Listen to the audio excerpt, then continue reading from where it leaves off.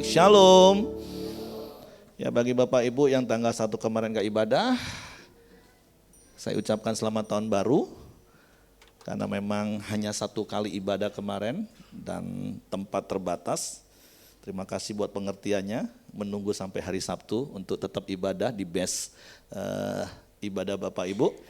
Nah, sekali lagi kita bersyukur kita melewati tahun 2024 dan kita memasuki tahun yang baru, tahun 2025.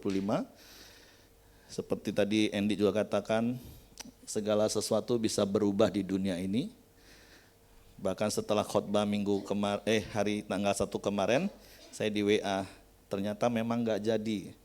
Karena Pak Peter sampai hari Selasa tanggal 31 jam 7 malam masih klik cari info, PPN tetap naik.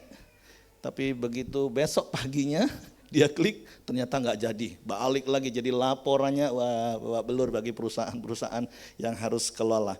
Tapi mau pajak mau naik, mau pajak mau turun, ngomong kanan kiri, Tuhanmu tetap setia. Amin. Nah, kita bersyukur kita punya Tuhan yang setia. Tanggal 1 kemarin saya katakan, dunia mengatakan hal-hal yang menakutkan tanpa solusi. Walaupun firman Tuhan yang sama udah jauh-jauh hari juga akan mengatakan bahwa di hari-hari terakhir akan datang masa yang sukar, keadaan yang sulit, bahkan Wahyu katakan sampai secupak gandum sedinar, 3 cupak jelai sedinar, tapi jangan rusakkan anggur dan minyak. Amin. Supaya kita tetap menikmati janji perlindungan dan penyertaan Tuhan. Nah, sepanjang tahun yang lalu kita sudah belajar bagaimana setiap kita harus melewati sebuah perjalanan rohani yang digambarkan seperti sebuah pohon, dan ujung dari pohon ditanam itu adalah menghasilkan buah. Dan sepanjang tahun yang lalu saya percaya Bapak Ibu bisa mereview ulang melalui platform channel YouTube kita dari fokus berbuah tetap, yaitu Tuhan mau setiap jemaat Lita Community hidupnya menghasilkan buah. Dan bicara tentang buah, tahun lalu kita sudah belajar ada 3 buah yang harus kita hasilkan, yaitu buah pertobatan, itu bicara tentang buah karakter kita yang semakin hari semakin menghasilkan buah-buah yang serupa dengan Kristus. Paling tidak 9 buah roh itu benar-benar nyata dalam hidup kita. Dan kemudian ada buah-buah pelayanan. Dan yang terakhir adalah buah jiwa-jiwa. Dan saya percaya, saya berdoa sekali lagi, 6 tema di tahun lalu itu bukan cuma sekedar tema yang disampaikan, bukan cuma sekedar pelajaran Alkitab yang mau kita dengar, tapi itu benar-benar jadi spiritual journey-nya setiap kita Bapak Ibu. Bagaimana setiap kita ini sudah dipilih oleh Allah hanya karena kasih karunia semata-mata, bukan karena kehebatan dan kebaikan kita. Tapi kita gak boleh berhenti bangga, oh aku sudah percaya Yesus, aku jadi umat pilihan Tuhan, mati masuk surga. Karena urusannya gak cuman itu Bapak Ibu. Tuhan mau pilihannya atas hidup kita itu ada ujung kehendak Tuhan. Makanya bulan berikutnya kita belajar bagaimana kita harus jadi benih yang mati. Hidup bukan aku lagi kata Paulus, tetapi hidup menuruti kehendak Bapa. Karena saya percaya Paulus juga mengikuti teladan Yesus Kristus. Sampai akhir hidupnya di detik-detik terakhir ada pergumulan antara mau ikut kehendakku atau kehendak Bapa. Tapi kita bersyukur Yesus memberikan teladan bagaimana dia hidup menuruti kehendak Bapanya. Amin. Benih yang mati. Dan ketika menjadi benih yang mati, maka benih itu harus berakar terus menerus. Karena proses berakar itu proses seumur hidup. Baik itu berakar di dalam firman maupun di dalam kasih Tuhan. Supaya segala sesuatu yang muncul dan keluar dari hidup kita, itu kalau seperti yang tanggal 1 kemarin saya juga katakan, saya bersyukur saya ini dilabelin. Banyak orang ngomong gini, kalau ngomong sama Pak Heri itu aduh udahlah, ujung-ujungnya pasti firman.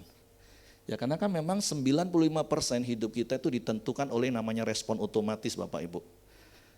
Dan respon otomatis itu sangat ditentukan dengan apa yang ada di hati kita. di memori alam bawah sadar kita. Kalau hati kita diisi firman, maka ada apa-apa ujungnya yang muncul harusnya firman. Dan seharusnya itulah hidup kita. Tapi tahun lalu kita sudah belajar, bahkan secara khusus di Ibadah Raya 1 melalui proyek Tanam Tomat, kami juga mendapatkan pembelajaran secara khusus saya. Karena banyak orang Kristen berpikir seperti ini, oh yang penting aku rajin ibadah, aku rajin saat teduh, sudah. Oh enggak ternyata. Karena ternyata kita harus tumbuh di dalam pemeliharaan Tuhan, di dalam yang namanya komunitas sel. Karena 1 minggu sejak bibit tomat itu diserah terimakan di SPP, ternyata 1 minggu itu enggak ada satupun kami tim Ibadah Raya 1 yang memperhatikan pohon itu. Dan 1 minggu kemudian Jumat malam berikutnya, waktu saya pas mampir ke sekretariat, saya lihat pohon itu sudah terkulai lemas dan hampir mati. Dan saya ngomong, waduh pohon tomat kita sudah mau mati. Ini enggak ada koordinasi, enggak ada yang peduli satu dengan yang lain. Ngomong kanan kiri, ternyata aku butuh kamu loh untuk tetap bisa bertumbuh. Ya saya bersyukur diizinkan peristiwa itu terjadi. Memang itu atas kelalaian kami. Tapi ternyata itu membuat sebuah pencerahan, iya. Jadi jangan cuman bangga, aku rajin kok ke gereja, aku rajin kok pelayanan, aku rajin kok saat teduh. Enggak cukup, engkau harus hidup dalam komunitas. Karena komunitas itu dipakai Tuhan untuk memelihara hidup kita. Ada karunia nabi, ada karunia rasul, ada karunia penginjil, ada karunia gembala, ada karunia pengajar, ada 7 karunia motivasi yang enggak ada pada kita semuanya. Harus ada orang di sekeliling kita yang menolong kita. Sehingga sampai akhirnya kita menghasilkan buah. Bahkan 2 bulan terakhir tema kita buah kita harus semakin lebat. Nah makanya tahun ini menjadi kelanjutan dari apa yang Tuhan sudah kerjakan dalam hidup kita. Di akhir tahun kemarin saya katakan karena dari ayat Yohanes 15 ayat 2 dikatakan ranting yang tidak berbuah itu dipotongnya. Tapi ranting yang berbuah akan dibersihkannya supaya semakin lebat berbuah. Dan saya mau teguhkan tentulah Bapak Ibu adalah ranting yang tidak akan pernah dipotong. Amin. Karena Bapak Ibu pastilah sudah berbuah. Walaupun mungkin buahnya baru 30, ada yang sudah 60, bahkan ada yang sudah 100. Coba lihat kanan kiri, kira-kira buah kamu berapa sudah ya? Kesabaran kamu sudah 100% sabar dalam segala keadaan? Atau baru 30% sabar, 70 kadang masih emosi? Enggak apa-apa Bapak Ibu. Jangan dikasih racun. Pohon yang sudah menghasilkan buah jangan diracunin. Tapi dikasih pupuk, dirawat. Jangan kalau pasangannya katanya mau sabar, percuma. Katanya mau sabar, percuma ikut camp, percuma konser. Itu racun Bapak Ibu, tolong dibuang. Amin. Toksit bahasa zaman sekarang ya. Tapi sampaikan kata-kata, ayo kemarin aja udah bisa sabar. Kamu pasti bisa lebih sabar lagi kok. Nangkep kebenarannya dulu gak Bapak Ibu? Yakin sudah berbuah kan Bapak Ibu?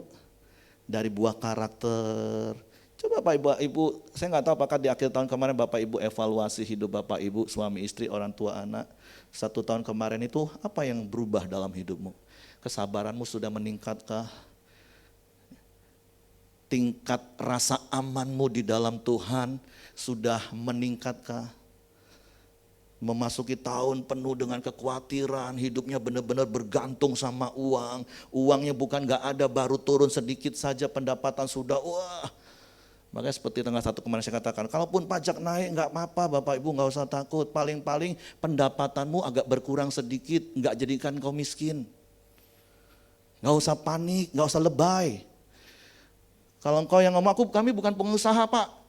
Barang-barang naik, pendapatan gak sebanding. Percayalah dari dulu barang selalu naik. Buktinya sampai hari ini kita masih hidup dan bisa beli semua barang yang kita butuh. Amin Bapak Ibu.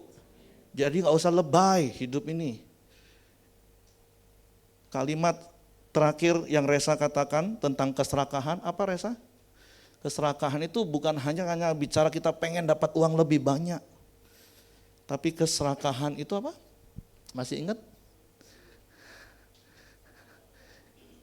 Nah, bingung dia. Intinya seperti apa yang sering saya katakan, miliki rasa cukup. Orang yang nggak punya rasa cukup itu serakah. Tapi kalau engkau punya rasa cukup, tadinya penghasilanmu 100, sekarang tinggal 99, engkau tetap bersyukur. Saya nggak tahu apakah, kayaknya saya udah pernah cerita di ibadah sahabat tentang sindrom 99. Pernah? Kisah sindrom 99? Kisahnya sederhananya gini Bapak Ibu, secara cepat ya. Ada seorang raja yang tentu ya hidup dalam kemewahan, kelimpahan, harta. Tapi berhari-hari dia selalu perhatikan tukang kebunnya yang sederhana, tapi hidupnya happy dan bahagia. Jadi raja ini penasaran, kenapa ya aku gak bisa se-happy tukang kebunku. Terus penasehat raja ngomong gini, Tuanku Raja, karena tukang kebun Tuanku Raja belum kena sindrom 99. Apa itu sindrom 99? Oh, gampang. Tuanku Raja nanti malam utus saya kirim uang di peti dengan tulisan di atas petinya tuh 100 dinar. Oke, tapi Tuanku Raja jangan kasih 100 dinar, kasih 99 dinar. Tapi di atasnya tulisnya 100 dinar. Akhirnya penasehatnya malam datang ke tukang kebun. Wah, tukang kebun senang sekali menerima kehadiran penasehat raja. Wah, kamu diapresiasi oleh raja, kamu dikasih hadiah 100 dinar. Bayangin tukang kebun gak pernah lihat uang sebanyak itu. Dan ketika penasehat raja putar kepala pulang, belum sempat jauh, wah pasti apa yang terjadi kalau kita dapat rezeki nomplok Bapak Ibu? Wah langsung segera dibuka. Ayo kumpul-kumpul anakku, istriku kumpul, buka. Mari kita hitung sama-sama, ini puji Tuhan, berkat Tuhan luar biasa. Hitung, 1, 2, kok 99? Inilah kita gak pernah dapat uang banyak, salah hitung lagi. Wah, berkali-kali dihitung ternyata memang cuman 99, mulai ribut. Kamu tuh makanya teliti. Sering alami seperti itu? Gara-gara uang ribut? Coba lihat kanan kiri. Wah cari. Wah tensi sudah mulai naik nih. Gara-gara cuman 1 dinar. Padahal yang di depan mata berapa? 99. Mulai cari, bersihin, sapu rumah, nyalain semua pelita, cari. Wah kalian ini, wah sudah mulai. Wah gak ketemu juga. Akhirnya sepanjang jalan dari rumah ke istana, ayo semua cari, jangan sampai gak ketemu. Dan memang gak akan pernah ketemu. Besoknya ketika datang kerja lagi, raja langsung lihat, kok beda ya tukang kebunku hari ini ya. Mata sayu, kusut, kerja males-malesan. Dan penasehatnya ngomong gini, dia sudah kena sindrom 99. Coba lihat kanan kiri. Ada wajah sindrom 99? Hidupmu gak bergantung dengan uang Bapak Ibu. Kami bersyukur kami sudah menang di area itu puluhan tahun yang lalu. Kalau kami ngomong waktu itu gak punya uang, benar-benar gak punya uang. Tapi kalau Bapak Ibu ngomong gak punya uang, saya gak yakin. Habakuk ngomong sekalipun pohon ara gak berbunga, pohon zaitun tidak menghasilkan, pohon anggur tidak berbuah, kambing domba terhalau sudah. Tapi aku akan beria-ria. Nanti pulang, tolong diinventarisir apa yang masih ada padamu Bapak Ibu. Masih banyak gak Bapak Ibu? Kenapa sih kalau udah singgung ke area situ agak diam semua, takut ketahuan kalau masih banyak? Gak apa-apa. Miliki banyak karena tahun ini kita akan menabur lebih banyak lagi. Yang setuju katakan amin. Karena fokus kita tahun ini kan menabur dan menuai dengan sukacita. Menabur itu air mata boleh ditabur dalam doa untuk orang-orang. Karena kan tahun ini fokus kita adalah menghasilkan buah. Tentu buah karakternya terus harus tetap berjalan, semakin hari semakin serupa dengan Kristus, buah pelayanannya harus meningkat, tapi jangan lupa dengan buah jiwa-jiwa. Secara khusus ibadah Sabat yang backup ibadah Gate Renew di momen Natal penjangkauan. Follow up, tabur waktumu, tabur doamu, tabur tenagamu. Ngomong kanan kiri, yang terakhir ini dengar baik-baik, tabur uangmu. Berapapun harganya, yang penting satu jiwa dimenangkan. Jangan cuma jadi slogan semata Bapak Ibu, amin. Kami bersyukur melalui momen Natal ada beberapa keluarga yang bukan Kristen, mereka hadir dan sampai tahun baru kemarin mereka masih tetap hadir. Ada 2 atau 3 keluarga. Dia akan di follow up terus. Memang butuh menabur terus, tapi menaburnya dengan sukacita. Nah itu fokus tahun ini Bapak Ibu, menabur dan menuai dengan sukacita. Bayangannya jangan langsung menuainya uang, jangan Bapak Ibu. Kita ini mau menuai jiwa tahun ini, yang setuju katakan amin. Dan kalau engkau mau menuai jiwa, engkau harus menabur waktumu, tenagamu, air matamu, doamu, uangmu. Dan kau akan menikmati sukacita dalam tuaian, amin. Nah makanya Bapak Ibu sepanjang tahun ini ada 4 tema besar. Saya tahu kalau saya sampaikan hal seperti ini langsung syok, aduh salah nih masuk gereja nih. Suruh nginjil nih tahun ini kita. Ngomong kanan kiri gak usah takut. Karena tahun kemarin kan kita sudah diteguhkan dengan janji Tuhan. Kalau hidup kita berbuah, maka firman Tuhan katakan apa? Minta apa saja. Kalau yang dengar khotbah saya di penghujung tahun kemarin, saya nggak punya banyak waktu lagi untuk menyaksikan. Kami mengalami apa saja yang kami minta, Tuhan beri. Apa artinya apa saja Bapak Ibu? Ya apa saja Bapak Ibu. Walaupun yang diminta itu seperti mau untuk menyukakan keinginan daging. Apa saja. Kami pengen minta liburan, Tuhan kasih. Bahkan lebih dari apa yang kami pikir Tuhan sediakan. Bulan Maret kami bisa bulan madu cuman berdua. Terus kisahnya yang sudah dengar, bahkan sampai 1 hari sebelum kami berangkat, Tuhan kasih 1.000 yuan. Dan kenapa harus kasih dalam bentuk yuan, bukan dalam rupiah? Kalau dalam rupiah pasti akan ditinggal sama istri saya untuk ditabung. Tapi kenapa dalam bentuk yuan? Karena ternyata di tour itu kami harus masih bayar 1.150 yuan. Kalau kami nggak punya 1.000 yang Tuhan beri 1 hari sebelum kami berangkat, kami jadi tukang parkir di Hainan. Karena ada 4 tempat opsional yang harus dikunjungi dan itu harus bayar lagi ternyata. Tapi Tuhan tuh hebat Bapak Ibu. 1 hari sebelum ada WA dari jemaat, Pak Her, dia panggil Pak Her. Bisa ketemu? Bisa. Nanti saya jemput anak saya Git, kamu jemput anak Git. Di perjalanan saya ngomong, Tuhan mau kasih kita yuan loh. Karena kami tukar secukupnya karena kami pikir cuma untuk makan malam saja. Pagi udah di hotel, siang di fasilitasi tour, malam makan sendiri. Kami secukupnya. Itu yang Maret. Kemarin kami pulang, singkat cerita, sampai menjelang hari mau berangkat, rencana mau tukar ringgit dan dolar nggak terwujud-wujud. Ternyata Tuhan setiap hari kirim kami ringgit dan dolar Singapura untuk kedua negara yang kami mau kunjungin. Lebih dari cukup. Ngomong kanan kiri, minta apa saja. Saya nggak tahu apa yang Bapak Ibu minta, saya nggak tahu. Mau tentang anakmu masa depannya, tentang bisnismu, yang saya katakan untuk liburan saja, minta sama Tuhan aja dikasih Bapak Ibu. Apalagi untuk pekerjaan, untuk masa depan. Tapi sekali lagi saya mau katakan, kasih Tuhan enggak bersyarat. Tapi janji Tuhan bersyarat. Engkau harus berbuah dan buahmu lebat. Maka firman Tuhan katakan, minta apa saja. Tuhan beri. Amin. Nah makanya ngomong kanan kiri, yuk berbuah yuk. Udah fokus berbuah Bapak Ibu. Nah secara khusus sekali lagi saya cermat, karena waktunya sudah berjalan terus. Saya akan masuk ke tema kita bulan ini, yang akan kita belajar selama 3 bulan ini.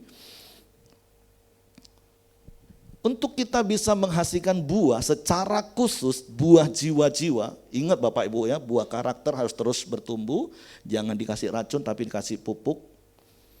Buah pelayanan harus semakin meningkat, Tapi secara khusus tahun ini kita mau belajar menghasilkan buah jiwa-jiwa. Makanya 3 bulan ini kita akan belajar yang namanya mengenal, PowerPoint saya boleh tampilkan, memahami, melakukan, dan menghidupi kehendak Bapa. Kenapa Bapak Ibu? Karena sampai pada akhirnya, kalau kita mau menghasilkan buah jiwa-jiwa, maka yang pertama kali kita harus ngerti apa itu kehendak Bapa. Dan bagaimana kita mempunyai sudut pandang, cara pandang yang benar terhadap kehendak Bapa itu. Di dalam Matius pasal 7 ayat 21 mulai sampai 23, ini ayat yang viral bagi orang Kristen. Dan jangan takut kalaupun ayat ini menjadi ayat pertama di tahun ini. Tapi satu hal yang mau saya sampaikan, yang Tuhan mau ajar kepada kita malam hari ini adalah supaya kita ini benar-benar mengerti kehendak Bapa, kehendak Allah, dan kita serius ngomongin kehendak Allah itu. Kenapa? Next, Matius pasal 7 21 katakan gini, bukan setiap orang yang berseru kepadaku Tuhan, Tuhan akan masuk ke dalam kerajaan surga, melainkan dia yang melakukan kehendak Bapakku yang di surga. Nah, saya nggak akan punya banyak waktu menjelaskan kerajaan surga itu di sana atau di sini, tapi saya mau katakan kerajaan surga itu sekarang di bumi. Artinya kalau kau mau hidupmu mengalami kerajaan surga itu bicara bukan tentang makanan minuman, tetapi tentang damai sejahtera, tentang sukacita, tentang kebenaran, tentang kuasa. Artinya hidupmu mengalami hal-hal yang dikatakan firman Allah tentang kerajaan Allah, maka bukan cuman orang yang teriak Tuhan, Tuhan, yang akan menikmati hidupnya mengalami kerajaan surga. Tapi ayat ini ngomong apa? Melainkan dia yang melakukan kehendak Bapakku yang di surga. Tanggal 1 kemarin sempat saya singgung, karena di Koram Deo waktu di Amsal, waktu di Mazmur kami belajar, kalau orang bebal itu jelas, mereka nggak peduli tentang Tuhan. Hidup menuruti keinginan sendiri, hidup menuruti keinginan hawa nafsu. Itu orang bebal, jelas. Tapi sangat disayangkan ada begitu banyak orang yang melabel diri, bahkan orang Kristen. Maaf sekali lagi, bebal di atas bebal. Kalau keadaan lagi susah baru teriak, Tuhan, Tuhan di mana engkau? Tuhan kenapa engkau enggak peduli? Tuhan kenapa engkau enggak tolong? Giliran keadaannya baik-baik saja, dia yang gak peduli dengan Tuhan. Dia hidup suka-suka dia. Seakan-akan Tuhan gak ada. Nah itu cilaka Bapak Ibu. Tapi saya berdoa, saya percaya gak ada jemaat Tuhan di Pelita Community yang seperti ini. Yang setuju katakan amin. Kalau ini bukan cuma di sini saya percaya. Di situ juga jangan ada yang seperti itu Bapak Ibu ya. Apapun situasi kondisi yang kau alami, hidupmu melakukan kehendak Bapamu. Sehingga engkau mengalami kerajaan surga dalam hidupmu. Ada damai sejahtera, ada sukacita. Engkau gak kena sindrom 99. Mau ada uang banyak, ada uang sedikit, engkau tetap damai sejahtera, engkau tetap sukacita. Engkau gak kena asam lambung seperti saya katakan tanggal 1 kemarin. Engkau gak gatal sampai rontok rambut kepalamu, stres. Jangan bangga stres Bapak Ibu. Kalau engkau stres, engkau sedang melecehkan Tuhan. Nyanyi, aku punya Tuhan yang besar, yang telah berjanji dan sanggup menggenapi. Jangan jadi orang Kristen cuma di kotak tembok ini Bapak Ibu. Tapi jadilah orang Kristen dimanapun kau berada. Itu nanti tema keempat di tahun ini Bapak Ibu. Tapi kita belajar supaya kita ini ngerti kehendak Tuhan. Itu ternyata hal yang sangat serius Bapak Ibu. Ngomong kanan kiri, kehendak Tuhan itu ternyata hal yang serius. Amin. Karena gak cukup kau teriak-teriak Tuhan, Tuhan. Pada hari-hari terakhir banyak orang akan berseru kepadaku, Tuhan, Tuhan, bukankah kami bernubuat demi namamu dan mengusir setan demi namamu dan mengatakan banyak mujizat demi namamu juga. Wow, keren banget Bapak Ibu. Dia bisa melakukan semua yang spektakuler. Ngomong kanan kiri, kamu sudah pernah buat mujizat dalam nama Tuhan? Kamu sering bernubuat di Komsel? Kita itu cuma jadi saluran kuasa Tuhan. Nggak usah heboh, nggak usah sombong. Kalau engkau bisa doa tumpang tangan dan orang sembuh. Kita ini cuma saluran. Tapi bukan itu yang Tuhan cari. Tapi saya percaya orang yang melakukan kehendak Bapa, dia akan dipakai dengan kuasa Tuhan yang dahsyat. Amin. Jadi pandang kehendak Bapa itu sebagai hal yang serius Bapak Ibu. Bukan hal yang main-main. Tapi hal yang serius. Karena pada waktu itu aku akan berterus terang kepada mereka dan berkata, aku tidak mengenal kamu, enyahlah daripadaku kamu sekalian pembuat kejahatan. Jadi mari seperti tanggal 1 kemarin saya katakan, mari hidup selaras dengan kehendak Bapa, selaras dengan rencana Tuhan dalam hidup ini. Kan hidup ini sudah milik Tuhan karena harganya sudah lunas dibayar di kayu salib Bapak Ibu. Jadi jangan lagi hidup menuruti kehendakku. Mari belajar hidup menurut kehendak Bapa. Dan memandang kehendak Bapa itu hal yang serius. Kalau kita bisa mengenal, memahami, melakukan, bahkan menghidupi kehendak Bapa, engkau akan mengalami kerajaan surga dalam hidupmu. Dan melalui itu orang akan melihat Tuhan nyata dalam hidupmu. Amin. Nah, beberapa contoh ayat kehendak Bapa secara cepat Bapak Ibu. Matius 3:15, Yesus berkata gini, lalu Yesus menjawab katanya kepadanya, ini kepada Yohanes Pembaptis, biarlah hal itu terjadi karena demikianlah sepatutnya kita menggenapkan seluruh kehendak Allah. Dan Yohanes pun menurutinya. Oh, ini masih kecil. Kehendak Bapa, baptis. Walaupun kenyataannya ada begitu banyak orang untuk baptis saja otot-ototan gak mau Bapak Ibu. Tapi ya saya percaya kalau Pelita Community, karena kita ngerti kebenaran bahwa baptisan itu adalah kehendak Bapa, ngomongkan gini, semua udah dibaptis? Ya, semua sudah dibaptis. Terus ayat yang berikutnya, 1 Tesalonika 5 ayat 18. Mengucap syukurlah dalam segala hal. Apa Bapak Ibu? Mengucap syukurlah dalam segala hal. Apa? Sebab itulah yang dikehendaki Allah di dalam Kristus Yesus bagi kamu. Jadi ngomong kanan kiri janji ya.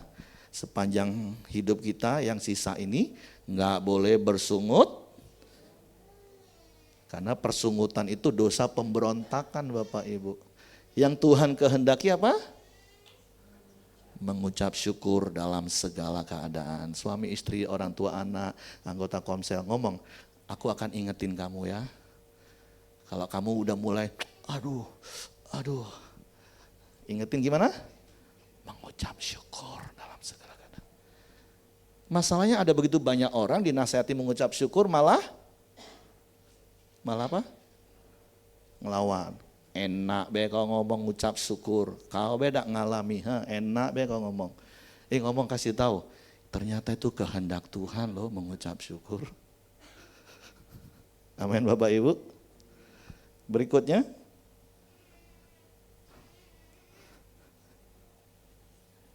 Yohanes 6 ayat 40. Sebab inilah kehendak Bapakku. Apa kehendak Bapa? Yaitu supaya setiap orang yang melihat anak dan yang percaya kepadanya beroleh hidup yang kekal. Dan supaya aku membangkitkannya pada akhir zaman. Kehendak Bapa adalah supaya setiap orang yang melihat anak, melihat Yesus dan percaya kepada Yesus. Nah kalau 2000 tahun yang lalu, iya Yesus ada di dalam dunia Bapak Ibu. Nah sekarang orang-orang harus melihat Yesus lewat siapa Bapak Ibu? Lihat kita. Coba lihat kanan kiri. Ada wajah Yesus di situ. Wah, aku lihat Yesus di wajahmu. Makanya aku percaya. Makanya di khotbah saya tanggal 1 kemarin, hidup kita ini harus beda Bapak Ibu. Orang ngeluh, orang ngomong susah, kita tetap bersyukur dan bersuka cita. Amin. Karena hidupmu gak dipengaruhi oleh keadaan luar. Hidupmu dipengaruhi karena apa yang ada di dalammu. Amin. Jadi come on, itu kehendak Bapa. Jadi jangan hidup lagi ngikuti keinginan daging kita. Ayat yang berikutnya 2 Petrus 3:9 katakan apa? Tuhan tidak lalai menepati janjinya. Sekalipun ada orang yang menganggapnya sebagai kelalaian, tetapi ia sabar terhadap kamu apa? Karena ia menghendaki apa Bapak Ibu? Supaya jangan ada orang yang binasa, melainkan semua orang berbalik dan bertobat. Berkali-kali kalau di ibadah satu saya katakan, gak usah sibuk-sibuk ke ujung dunia lah Bapak Ibu. Ada enggak papa mamamu yang belum kenal Tuhan hari ini akan menuju kepada kebinasaan? Ada enggak saudaramu, anakmu, sepupumu yang belum kenal Tuhan yang akan menuju kebinasaan? Dan Tuhan enggak menghendaki itu. Tuhan mau mereka bertobat dan percaya. Nah, kita bisa nggak selaras dengan kehendak Tuhan itu? Atau kita cuek, yang penting aku pelayanan, yang penting aku jadi orang Kristen, mati masuk surga. Kita nggak peduli mereka. Mulailah dari keluarga Yerusalem, Bapak Ibu. Jadi mulai malam hari ini, selaraskan hatimu dengan kehendak Bapa. Ingat, mungkin itu orang tuamu. Mungkin itu anakmu, mungkin itu sahabatmu. Bapak tidak menghendaki mereka binasa. Apakah engkau mau menyelaraskan hidupmu dengan kehendak Bapa itu?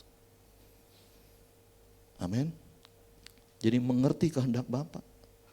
Bukan cuma sekedar baptis, bukan cuma sekedar ngucap syukur, itu udah pasti dilakukan. Tapi punya hati Tuhan yang gak pengen semua orang binasa. Bukan cuma sekedar nyanyi, berikan ku hati seperti hatimu, berikan ku mata. Come on Bapak Ibu, mari tahun ini kau ngerti kehendak Tuhan di awal tahun ini. Supaya benar-benar kau menyelaraskan hidupmu dengan kehendak Tuhan. Amin.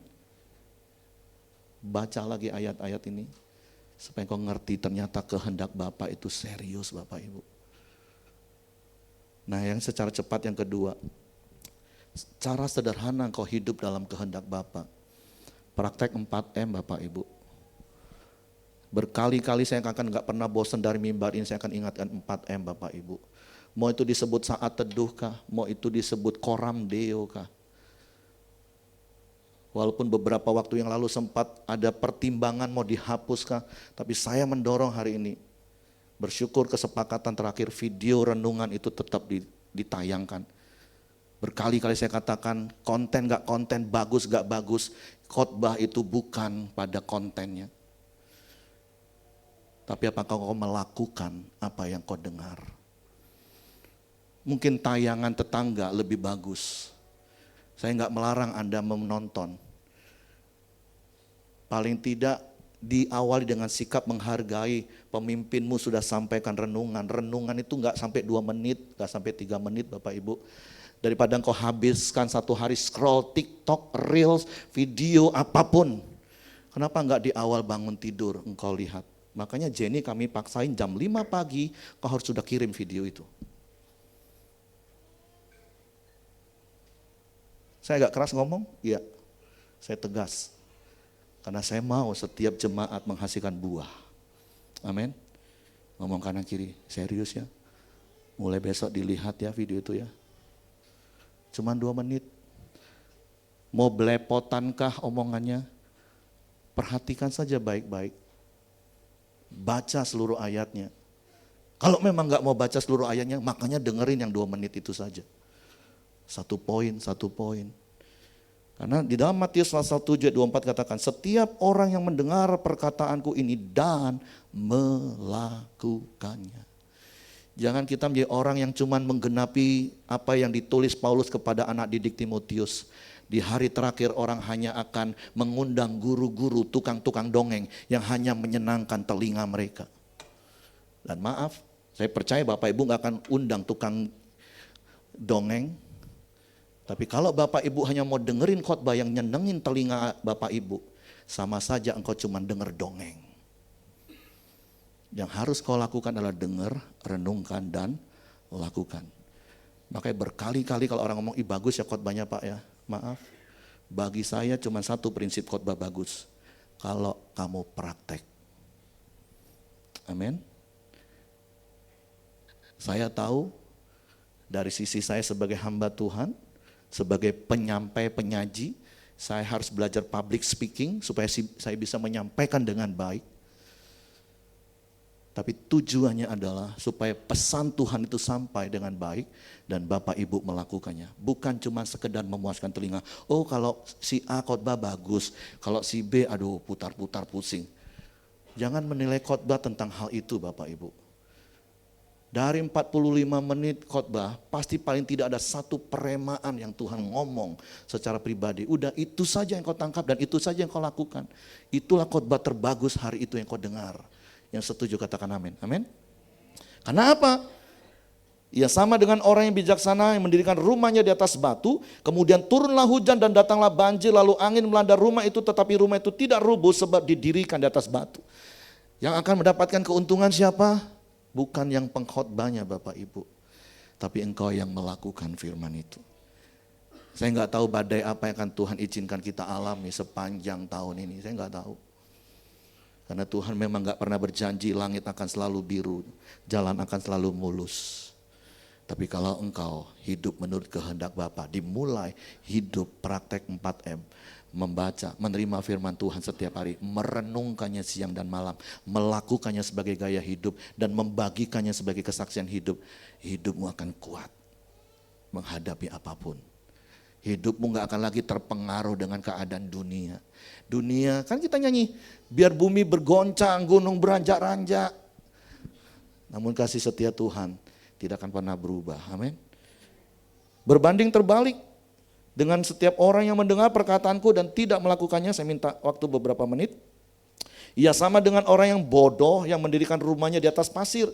Kemudian turunlah hujan dan datanglah banjir, lalu angin melanda rumah itu sehingga rubuhlah rumah itu dan hebatlah kerusakannya. Dan saya berdoa hari ini Bapak Ibu, supaya Bapak Ibu adalah orang-orang yang mendengar firman dan melakukannya. Itulah hidup di dalam kehendak Bapa. Jadi praktek sederhananya mulai ngomong kanan kiri 4M. Udah praktis Bapak Ibu, dulu di buku harus dibaca, terus di transisi ke PDF kecilan, susah. Sekarang tinggal video nggak sampai 2 menit. Saya nggak tahu mau ngomong apa lagi Bapak Ibu. Kalaupun Bapak Ibu responnya, oh, Pak Heri marah-marah, saya nggak marah. Holy discontent, saya dapat ngerti bahasa baru holy discontent. Rasanya gerem banget Bapak Ibu. Karena saya ngerti geramnya hati Tuhan. Masa cuman iblis yang geram karena waktunya sudah singkat, terus kita santai-santai. Wahyu aja ngomong loh Bapak Ibu. Iblis aja datang itu dengan geram gitu, nah, karena dia tahu waktunya udah singkat banget. Nah, kita masih mau santai-santai, wow. Tapi saya mendorong saya lagi di awal tahun ini, mari ngerti kehendak Bapa dan hidup dalam kehendak Bapa, amin. Dimulai dari 4M. Ngomong kanan kiri, janji di hadapan Tuhan. Swear. Besok kalau Jenny kirim, aku akan lihat. Amin. Amin. Ada yang nggak dapat kiriman setiap hari Bapak Ibu? Tolong pemimpin diberesin. Mungkin nomornya perlu disampaikan ke Jenny, terus Bapak Ibu juga harus simpen nomor dari WA Center kita supaya setiap pagi Bapak Ibu terima. Ya awalnya mungkin cuma ya sekedar nonton, pokoknya sudah selesai, nggak apa-apa. Tapi mari langkah berikutnya sebagai poin yang terakhir, engkau akan menjadi orang yang berbahagia dan berhasil. Mazmur 1 ayat 1 sampai 3, berbahagialah orang yang tidak berjalan menurut nasihat orang fasik, yang tidak berdiri di jalan orang berdosa dan yang tidak duduk dalam kumpulan pencemooh, tetapi yang kesukaannya ialah Taurat Tuhan dan yang merenungkan Taurat itu siang dan malam. Ia seperti pohon yang ditanam di tepi aliran air yang menghasilkan buahnya pada musimnya dan yang tidak layu daunnya, apa saja yang diperbuatnya berhasil. Semua orang pengen bahagia, semua orang pengen berhasil. Rahasianya sederhana. Jangan ikuti nasihat orang fasik. Seperti khotbah saya di akhir tahun kemarin. Memang nasihat orang fasik itu enak tuh daging kita. Kalau ngadepin suami tukang marah, kalau nasihat orang fasik kan gini, kalau aku punya laki kayak gitu, sudah kutinggal. Itu nasihat orang fasik enak didengar kan, wah, puas rasanya jiwanya. Tapi itu sesat. Tapi coba waktu ngadepin suami yang tukang marah, terus nasihatnya firman Tuhan, sabar. Ngadepin istri yang cerewet dari pagi Pak, dari melek mata sampai tutup mata, udah capek apa? Nah, ya dari ketawanya saya paham lah itu ya, senyum-senyum pun paham lah. Sabar, maklumilah, memang wanita 15.700 kata. Apalagi kalau tinggal sama ibu mertua, tambahlah lagi 2 kali lipat. Terus anakmu 3-tiganya cewek, tambahlah lagi. Tapi hiduplah menurut kehendak Bapa. Tuhan, urut daging rasanya, kalau perlu pulang kerja aku nggak langsung pulang ke rumah Tuhan. Enak di situ Tuhan. Apa ya? Iya kok. Di rumah Pak tak ketemu. Maka ibu-ibu belajar lemah lembut, punya roh yang lemah lembut. Amin. Apa saja yang diperbuatnya berhasil. Ini ayat-ayat udah viral Bapak Ibu. Tapi yang saya mau malam ini Bapak Ibu benar-benar mengerti. Ternyata kehendak Bapak itu hal yang serius. Amin.